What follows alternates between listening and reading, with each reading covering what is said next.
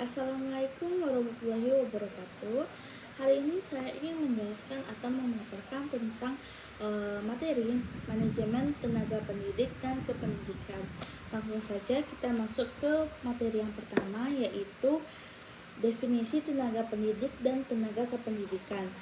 Jadi, teman-teman, menurut Undang-Undang Sisdiknas Pasal 1 ayat 3 dan ayat 6-nya, di mana ayat 5-nya itu berbunyi, tenaga kependidikan adalah anggota masyarakat yang mengabdikan diri dan diangkat untuk menunjang penyelenggaraan pendidikan. Sedangkan di ayat 6-nya, pendidik adalah tenaga kependidikan yang berkualifikasi sebagai guru, dosen, konselor, pamong belajar, widya iswara, dan sebutan lainnya yang sesuai dengan kekhususan, serta berpartisipasi dalam menyelenggarakan pendidikan. Yang kedua, ruang lingkup manajemen pendidik dan kependidikan. Jadi teman-teman, sebelum kita masuk untuk mengurus manajemen pendidikan itu, kita harus menyiapkan atau memperoleh kependidikan yang tepat untuk suatu tugas pekerjaan tertentu sesuai dengan kebutuhan, yaitu the requirement of the right place, di mana kita harus bisa menata personel yang ada secara efektif dan efisien, termasuk penempatan personil yang sesuai dengan bidang keahliannya. Selanjutnya kita harus bisa menciptakan suasana kerja yang harmonis sehingga rekan-rekan nantinya atau perangkat sekolah nantinya bisa kerasan atau betah terhadap sekolah kita nanti. Dengan secara emosional memiliki ikatan yang kuat baik dengan sesama personil maupun dengan tenaga kerja lainnya. Selanjutnya kita harus bisa mengatur pengusulan kenaikan gaji dan pangkat personil yang tepat atau sesuai pada masanya, termasuk masa bebas tugas atau pensiun. Manajemen pengembangan karir personel secara bijaksana sehingga bisa setiap personelnya itu dapat mencapai puncak karir yang sesuai dengan kapasitasnya. Selanjutnya meningkatkan mutu personel dengan memberikan atau memberi kesempatan mengidekan dengan pendidikan, khususnya yang menunjang bidang tugasnya, memelihara kesejahteraan personel baik materi maupun spiritual seperti intensif, hadiah, dan sebagainya, yang kesemuanya itu dapat meningkat motivasi serta prestasi kerja. Selanjutnya, tugas tenaga pendidik dan kependidikan. Jadi Kementerian Pendidikan Nasional Kemendiknas itu mengumpulkan 6 bidang tugas manajemen pendidikan, yaitu di bidang personalia mencakup kegiatan, yaitu yang pertama mengatur pembagian tugas guru, mengajukan kenaikan gaji atau peningkatan mutasi guru. Selanjutnya mengatur program kesejahteraan guru, mencatat kehadiran dan ketidakhadiran guru, dan mencatat masalah atau keluhan-keluhan guru. Nah, yang keempat ada pengembangan guru dan staf. Pengembangan guru dan staf merupakan pekerjaan yang harus dilakukan kepala sekolah dalam manajemen personalia pendidikan yang bertujuannya menyederhanakan guru dan staf secara efektif dan efisien untuk mencapai hasil yang optimal, namun tetap dalam kondisi yang menyenangkan. Dalam program pengembangan guru dan staf berbasis sekolah dapat pula dilaksanakan melalui program-program yang sudah direncanakan sendiri oleh sekolah atau guru melalui jaringan antar sekolah. Musyawarah guru mata pelajaran MGMP adalah salah satu wadah yang sering dimanfaatkan guru bidang studi sejenis untuk mengembangkan diri. Pengembangan guru dan staf. Nah, jadi teman-teman, dalam pengembangan guru dan staf ini kita memerlukan strategi pengembangan dalam ranah pendidikan melalui pendidikan pelatihan bagi guru. Nah, ada pun jenis-jenis pendidikannya dan pelatihannya bagi guru. Yang pertama yaitu in-house training atau IHT, di mana pelatihan yang ditetapkan untuk menyelenggarakan secara internal baik di sekolah maupun di tempat lainnya yang telah ditetapkan untuk menyelenggarakan pelatihan. Nah, dalam strategi ini Dilakukannya itu berdasarkan pemikiran bahwa sebagian kemampuan dalam meningkatkan kompetensi dan karir guru tidak harus dilakukan secara eksternal. Yang kedua ada program magang. Program magang adalah strategi pengembangan melalui pelatihan yang dilaksanakan di instansi industri atau institusi yang relevan dalam rangka meningkatkan kompetensi profesional guru. Yang ketiga ada kemitraan sekolah. Pelatihan melalui kemitraan sekolah merupakan strategi pengembangan yang dapat dilakukan atau dilaksanakan dengan bekerja sama dengan institusi pemerintah atau swasta dalam keahlian tertentu. Yang keempat ada belajar jarak jauh. Pelatihan melalui belajar jarak jauh dapat dilaksanakan tanpa menghadiri instruktur dan peserta pelatihan dalam satu tempat tertentu, melainkan dengan sistem pelatihan melalui internet, yaitu e-learning dan sejenisnya.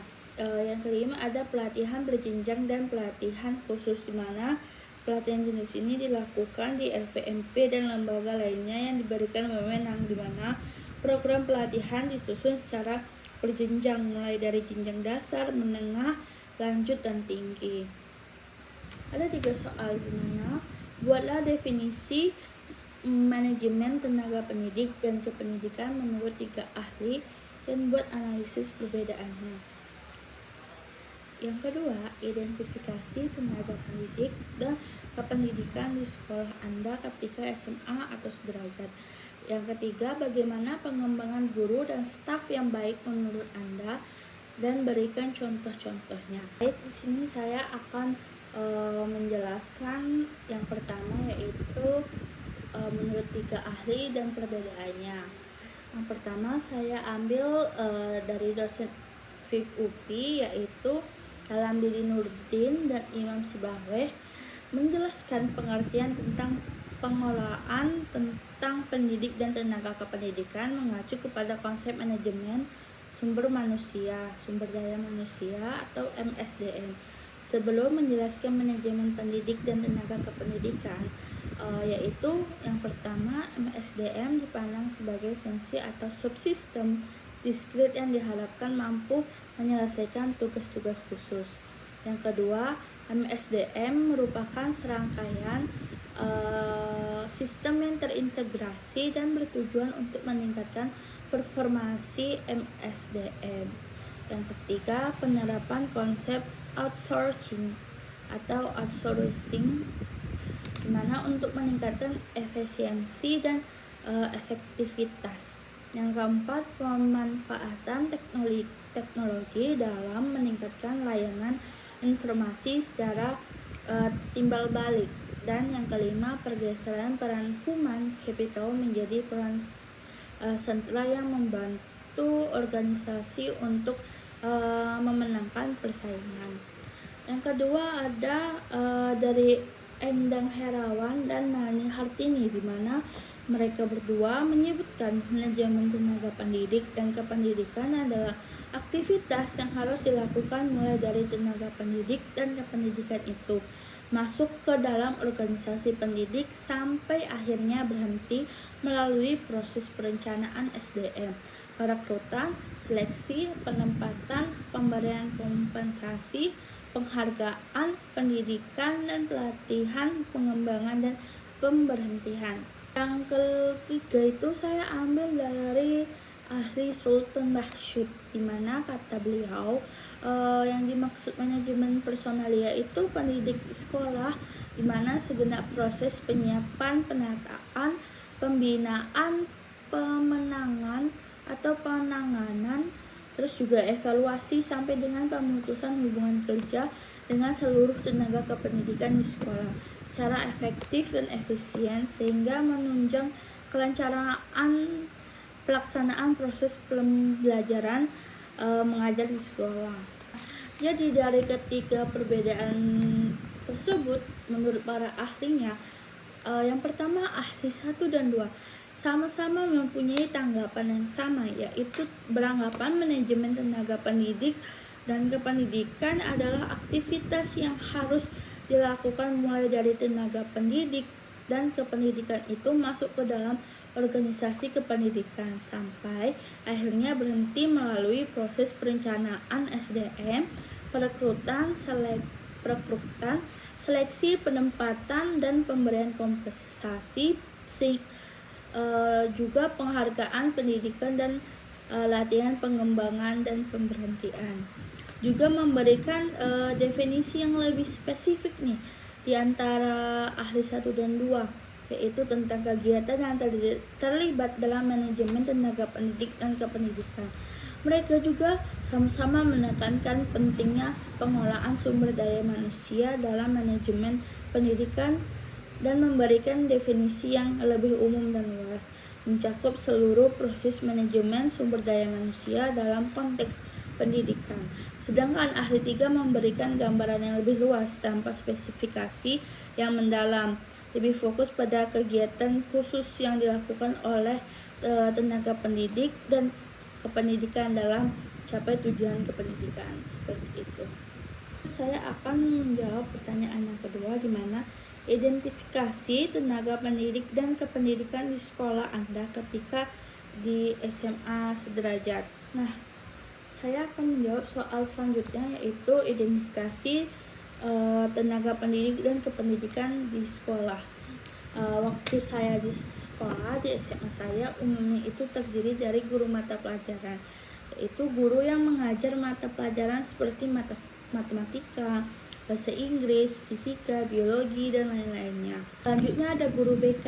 Nah, guru BK ini itu guru bimbingan konseling. Dia itu bertanggung jawab memberikan bimbingan kepada siswa-siswanya terkait pengembangan pribadinya, akademik, dan karir. Yang ketiga ada kepala sekolah. Dalam kepala sekolah ini dia bertanggung jawab atas pengelolaan keseluruhan sekolah, termasuk pembinaan guru dan siswa.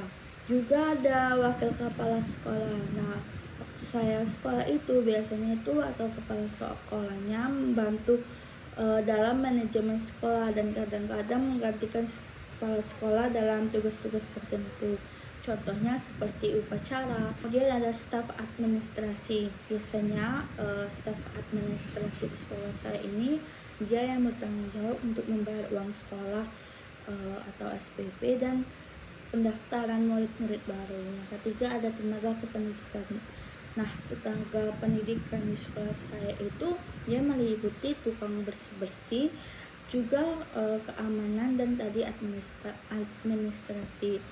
Lanjut, saya akan menjawab soal yang terakhir yang dimana katanya bagaimana pengembangan guru dan staf yang baik menurut Anda. Berikan contoh-contohnya. Jadi pengembangan guru dan staf yang baik menurut saya itu merupakan suatu keharusan yang harus dilakukan untuk meningkatkan kualitas pendidikan di SMA. Berikut ini adalah beberapa contoh pengembangan yang dapat dilakukan, yaitu partisipasi dalam seminar dan konferensi. Nah, pada poin yang pertama ini bertujuan untuk mendorong guru dan staf untuk berpartisipasi seperti dalam seminar, konferensi, dan lokal karya pendidikan baik lokal maupun internasional. Yang kedua ada pengembangan dirinya.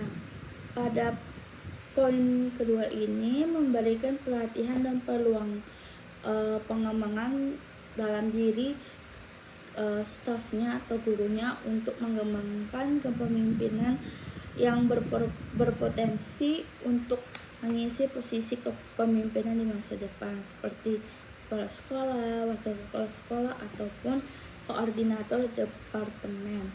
Yang ketiga ada mentoring dan coaching, yaitu mengadakan program mentoring dan coaching di antara staf senior dan junior untuk berbagi pengalaman, memberikan dukungan dan memfasilitasi pertumbuhan profesional.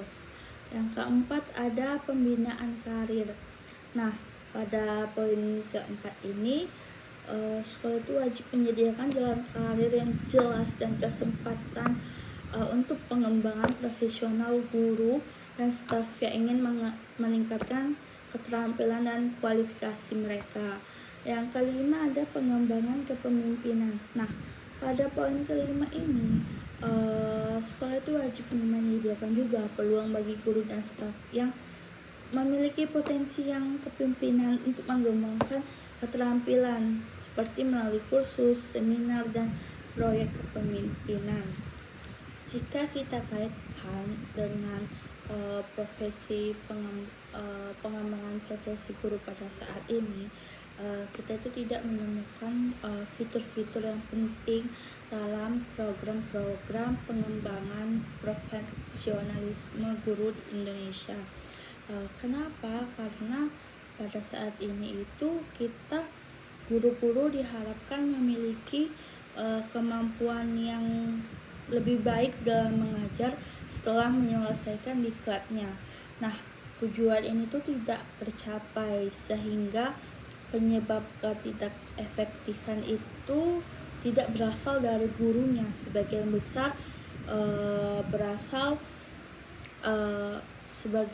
besar guru telah berusaha mengaplikasikan ilmu yang didapatnya dalam mengajar di kelas. Namun, mereka ini menemukan berbagai tantangan seperti tingkat pembelajaran siswa, tuntutan kurikulum, dan fasilitas yang terbatas yang kemudian mendorong mereka untuk kembali mempraktikkan cara yang lama. Mungkin segitu saja yang bisa saya sampaikan dalam materi pembelajaran hari ini. Bila ada kesalahan dan kekurangan, saya mohon maaf. Saya ucapkan terima kasih banyak. Wabillahi taufiq wal hidayah. Wassalamualaikum warahmatullahi wabarakatuh.